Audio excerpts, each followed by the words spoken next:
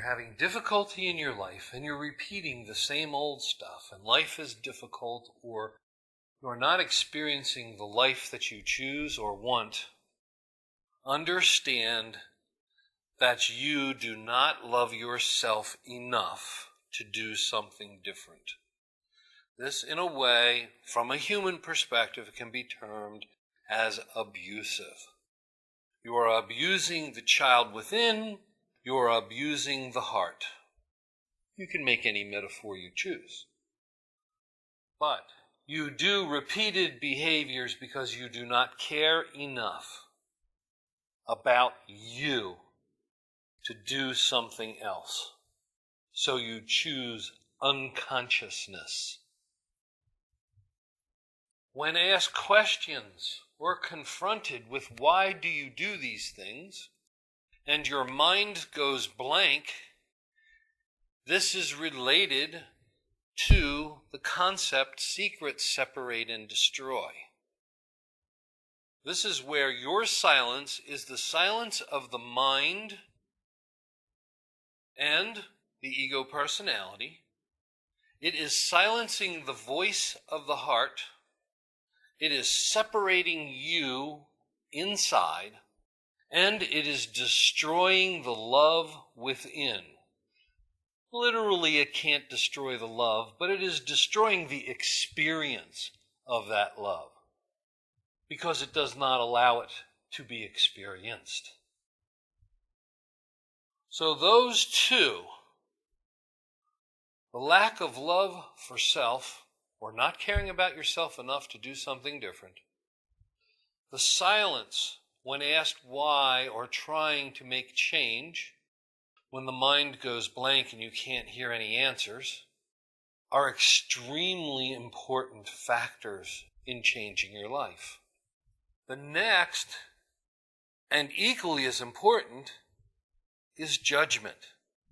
Should you make a judgment of any type of your experiences, that includes being silent or not loving yourself, that judgment claims the experience as yours. And it is a choice in limitation. Because who makes the judgment? The mind, the ego personality. And therefore, the mind, the ego personality, remains in control, keeps you separated, and destroys the experience of love in your human existence. It is not that the mind is an enemy. It is that the mind is an out-of-control child that you have not decided to parent lovingly and firmly. And in a way, a parent who does not love and firmly guide their child is an abusive parent. Because they provide the programming for the child to be abused in their experience of the world.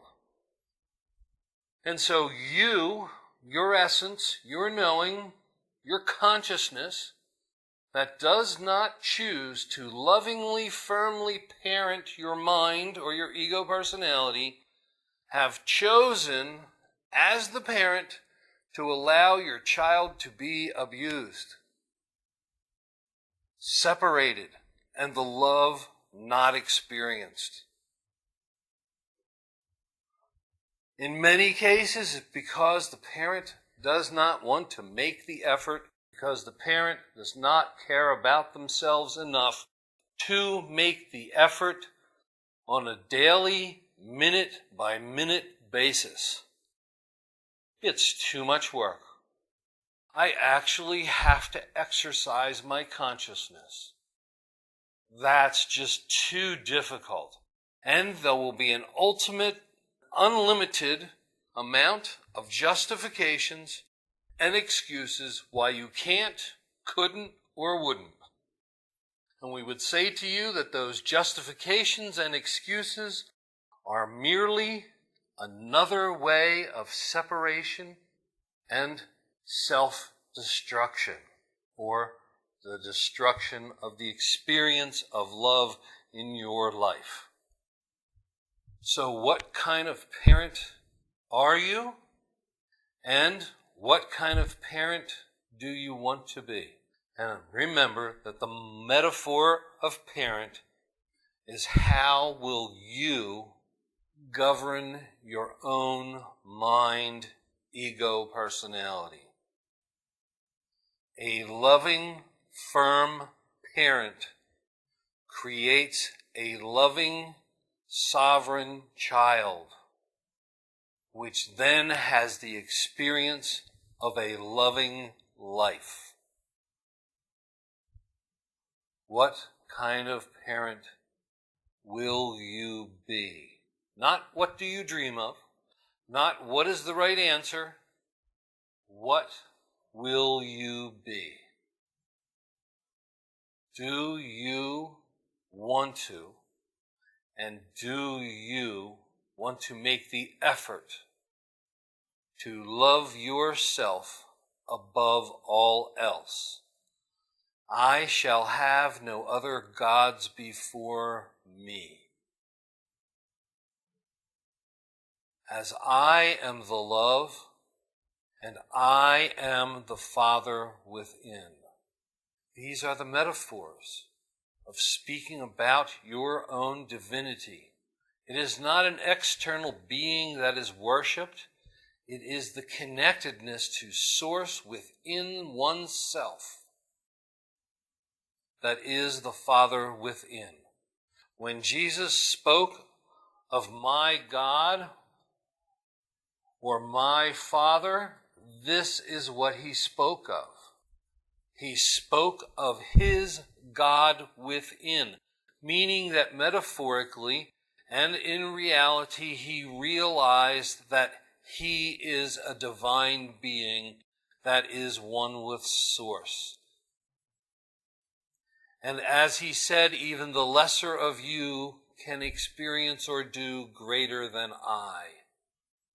Because he knew that as time moved on, the evolution of consciousness would become expanded.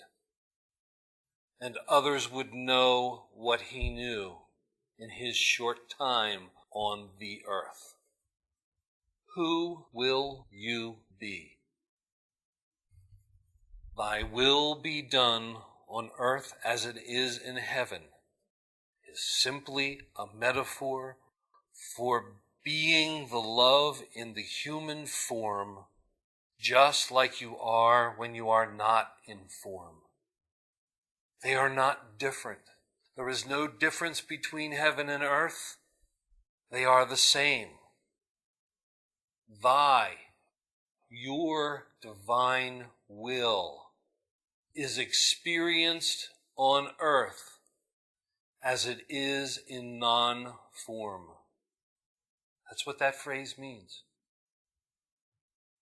Thy will is your own divine will, your own love.